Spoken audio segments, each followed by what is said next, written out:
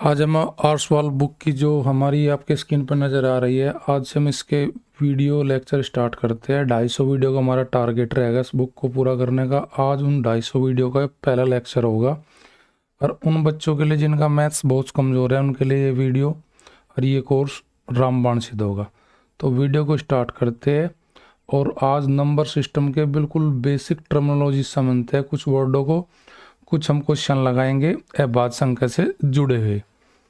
तो देखिए, सबसे पहले हम समझते हैं इस वीडियो में भाई, जैसे हमारी प्राकृत संख्या, पूर्ण संख्या, पूर्णांक संख्या, रूढ़ या भाज्य संख्या क्या होती है। इसी प्रकार जैसे यौगिक या भाज्य संख्या यानी कि कंपोजिट नंबर क्या होता है, परिमेय number, rational number, irrational number, real number, इनको समझेंगे।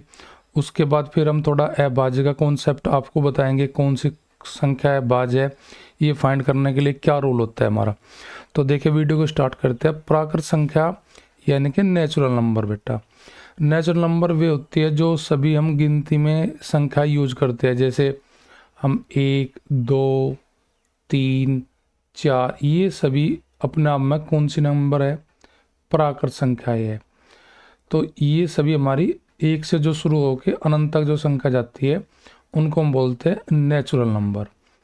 पूर्ण संख्या यानी कि वोइल नंबर। वोइल नंबर वे होते हैं जो 0 से स्टार्ट होके हमारी संख्या, जैसे 0, 1, 2, 3, 4 आगे ऐसी हमारी, अर्थात जो संख्या 1 से स्टार्ट होती है वे प्राकृत बोली जाती है। जो संख्याएं 0 से शुरुआत होती है जिनकी, उनको बोलते हैं हम पूर्ण संख्याएं। आई होप आपकी ये बात समझ में आई होगी कि प्राकृत संख्या वे होती है जो 1 से शुरुआत करती है अपनी, पूर्ण संख्या भी होती है जो 0 से शुरुआत होती है जिन संख्याओं की। पूर्णांक यानी कि इंटीजर क्या होता है। देखो, इंटीजर के बारे में आपको बता रहा, सभी धनात्मक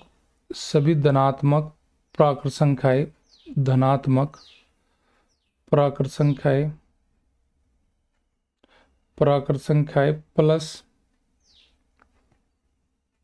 प्लस ऋणात्मक प्राकृत संख्याएं प्लस उनके साथ में हमारी शून्य भी।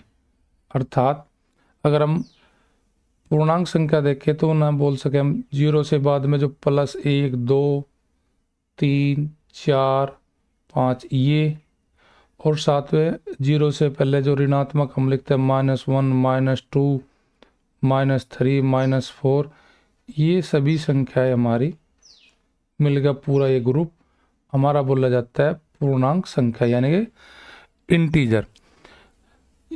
सभी प्राकृत धनात्मक और ऋणात्मक प्राकृत संख्या प्लस शून्य, उनके साथ अगर हम पूरा ग्रुप देखें तो उस पूरे ग्रुप को बोल लगे हम क्या, पूर्णांक संख्या है।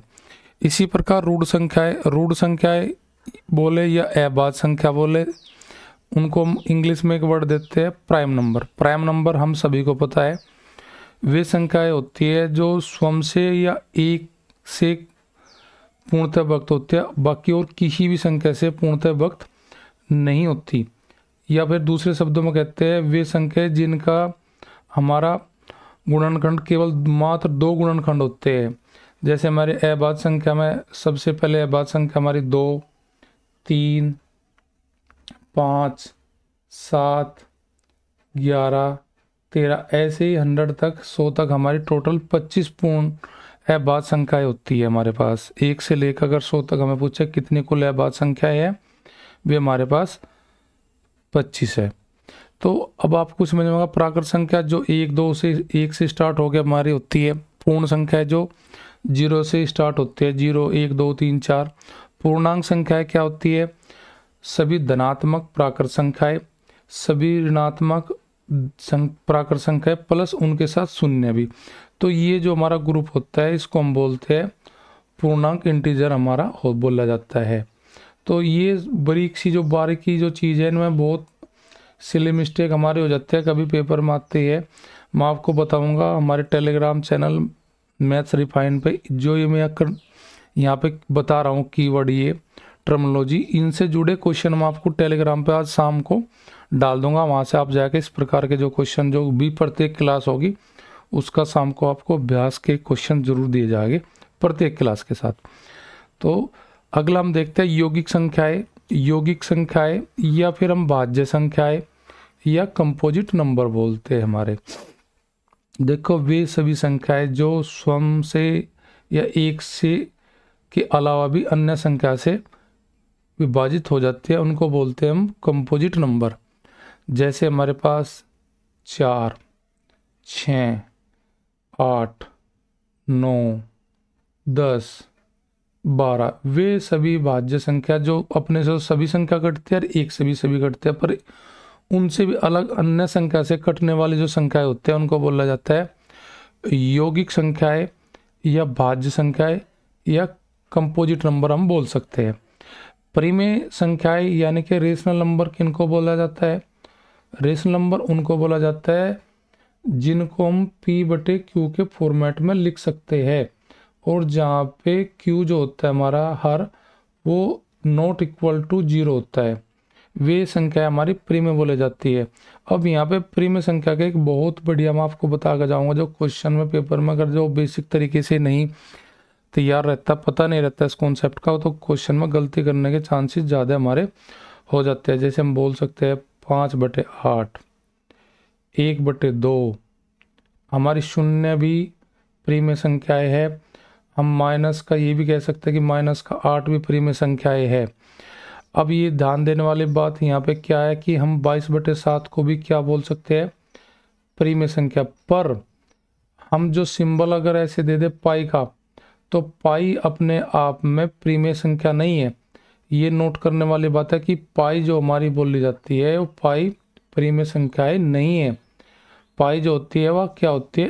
अपरिमेय संख्याएं। ये चीज़ आप नोट करके रखना कि पाई का पूछता है, ऐसे सिंबल देकर सिंबल दे रखा तो वो अपरिमेय संख्याएं है। अगर जो 22/7 लिखा है वो अपने आप में क्या है? परिमेय संख्याएं।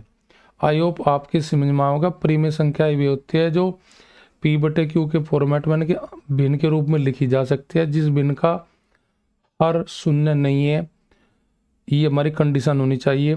जैसे 5/8, 1/2, 0, -8, 22/7। 22/7 को हम पाई की लगभग वैल्यू में ले लेते हैं। 22/7 परिमेय पर, लेकिन पाई का सिंबल अगर लिखा रहेगा वहाँ पे पाई को हम बताएंगे ये अपरिमेय संख्या है। अपरिमेय संख्या कौन सी होती है? जिनको P/Q के फॉर्मेट में नहीं लिखा जाता। अब इनमें मोस्टली क्या होता है? वे संख्याएं जो होती है परिमेय संख्याएं, वे वर्गमूल जो हमारा सिंबल है वर्गमूल के चिन्ह के अंदर रहती है। वे संख्याएं हमारे वर्गमूल चिन्ह के अंदर रहती है वे संख्याएं जो अपरिमेय होती है। जैसे हम कह सके √2, √3/5, हम कह सकते हैं √7 और हमारा पाई। ये हमारी सभी संख्याएं अपरिमेय संख्याएं बोली जाती है, यानी कि इरेशनल नंबर। अब उसके बाद में वास्तविक संख्याएं यानी कि रियल नंबर हम होती है वे जो परिमेय संख्याएं प्लस अपरिमेय संख्याएं का संयुक्त रूप। अपरिमेय जो संख्या है इन सभी का संयुक्त रूप से अगर हम लिखेंगे तो उनको बोल लगे हम वास्तविक नंबर। जैसे भाई 3/5 कह देंगे, भाई √3 कह देंगे, इसी प्रकार √4/7 2/7 कह देंगे हम, और हम 0 कह देंगे। इन सभी का सम्मिलित रूप जो होता है वो वास्तविक नंबर रियल नंबर कहलाता है। तो ये जो टर्मिनोलॉजी है ये हमें जानना बहुत ज़रूरी है कि जब हमारी लिखते हैं वास्तविक संख्याएं है या परिमेय संख्याएं या यौगिक संख्याएं है, आपको प्रैक्टिस के लिए क्वेश्चन टेलीग्राम पर मिल जाएगा। देखना कितना अच्छा है। जो मैंने ये पाई का बताया ये ध्यान रखना आप अपना, पाई का बहुत पूछता है पेपर में वो। अब देखते हैं हम यहाँ पे हमारे पास 4 संख्याएं हैं, उनमें हमें जांच करनी है इनमें कौन सी संख्या अभाज्य है। अभाज्य संख्या यानी कि प्राइम नंबर जिसके मात्र 2 गुणनखंड होते हैं और कोई उनके गुणनखंड नहीं होते हैं। जैसे हमारे पास 173, तो 173 को हमें जांच करने की ये परिमेय संख्या है कि अपरिमेय। तो जैसे हम देखते हैं 173 से बड़ी संख्या कौन सी है जो अपने आप में पूर्ण वर्ग है, वो 196। 196 किसका वर्ग है? 14 का। तो हम देखेंगे जो संख्या 14 से तक यानी कि 14 से नीचे तक अगर ये संख्या से किसी 173 कट जाता है तो ये अभाज्य नहीं होगा। जो नहीं कटती संख्या 14 से नीचे यानी कि 13 तक के हम भाग दे के देखेंगे 173 को, अगर भाग होगी तो ये अभाज्य नहीं होगा और भाग नहीं तो फिर हम इसे अभाज्य मानेंगे। तो इससे 13 से पहले हम संख्या देखा के वजह से 2, 3, 4, 5, आपका 7, 8, 9, 10, 11, 12, 13 यहाँ तक देखे काट के में से कटते। देखो 173 2 से नहीं कटने की, बाद में इसमें सम नहीं है। अगर हम इनका जोड़ करें तो इनका सबका जोड़ 11 आता है, 11 का जोड़ आता है तो ये 3 से भी नहीं कटेगी और न ही 9 से कटेगी। बाद में शून्य नहीं है, 10 से भी नहीं कटने की। 4 से अगर काटे, 4 का रूल बाद के 2 अंक है उनसे कटनी चाहिए। 73 4 से नहीं कटता, 4 से भी नहीं कटेगी।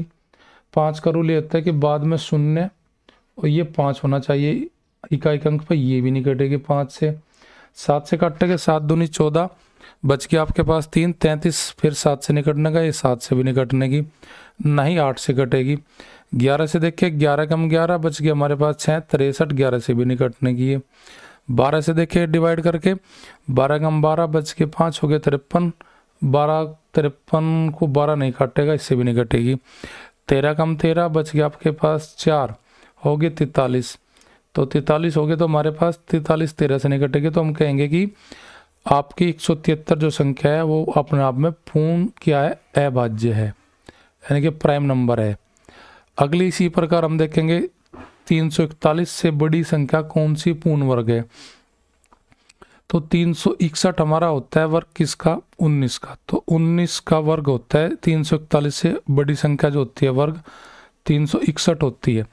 अब इसी प्रकार हम 18 तक देखेंगे संख्या। 18 तक ये कटती है नहीं, कट जाती है 18 तक किसी संख्या, तो ये अभाज्य संख्या नहीं होगी हमारी। अब जैसे 2 से काट के देख लेता है, 2 से नहीं कटेगी। इनका जोड़ देखे, दोनों का 7 और 1 8 नहीं कटने की, 3 से भी नहीं कटे, 4 से भी नहीं कटने की, 5 से भी नहीं कटने की, 0 और 5 नहीं है। 7 दूनी 14, 7 चौक 28 बच गए 6 हो गए 61, 7 से भी नहीं कटेगी। बाद के 2 अंक 8 का रूल होता है, बाद के 2 अंक जिससे कट जाते 3 अंक कट जाते हैं, देखते हैं।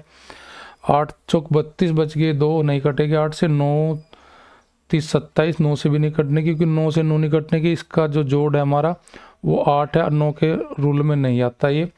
10 में शून्य चाहिए, नहीं है हमारी। 11 या 33, अगर हम देखें 341 को 11 से शायद में भी डिवाइड हो जा, 11 या 33, 11 में 11, हाँ 11 से डिवाइडेबल है, तो यह आपकी भाज्य संख्या है। भाज्य संख्या को हम क्या बोलते हैं? अभी पढ़ा आपने, यौगिक संख्या यानी कि कंपोजिट नंबर बोलेंगे, अभाज्य संख्या नहीं है हमारी ये। इसी प्रकार आपका ये जो 437, तो इससे बड़ी 437 से बड़ी कौन संख्या ऐसी है जो अपने आप में पूर्ण वर्ग है? तो हम ढूंढेंगे तो हमें पता लगेगा भाई आपका 400 में आप देखो 20 का वर्ग 400 होता है। इसी प्रकार 441 21 का वर्ग होता है। तो इस प्रकार हम देखेंगे 20 तक की संख्या अगर इसे काटती है तो हमारा भाज्य मानी जाएगी, अगर नहीं काटेगी तो अभाज्य मानी जाएगी। तो इस प्रकार हम चेक करते हुए चलेंगे तो हमें मिल जाएगा। तो बाकी जो एक 2 क्वेश्चन आपके है 437 और 841, इन दोनों का आंसर आप खुद निकाल लेंगे और आंसर निकाल के आप कमेंट जरूर करेंगे अगर इनमें कौन सी भाज्य है और कौन सी अभाज्य है। और अगली वीडियो हमारी कल सुबह 9 बजे आपको मिलेगी। आप जो ये आपका मैथ है, आर सवाल का मैथ जो मैंने स्क्रीन पर दिखा था थंबनेल पर लग रहा, वो आप अपने आप आपके पास होगा या नहीं होगा तो सब परचेज करके कंप्लीट आपका मैथ की सोटी मैं देता हूँ अगले 6 महीने में। बहुत अच्छे तरीके से, आसान तरीके से, सरल विधि से आपका कंप्लीट करा दिया जाएगा। अगर आप जो भी क्लास हमारी होती रहेगी उसके टॉपिक जो भी पढ़ा जाएगा उसके अभ्यास के लिए हमारा टेलीग्राम चैनल ज्वाइन कर सकते हैं जिसका नाम है मैथ्स रिफाइन।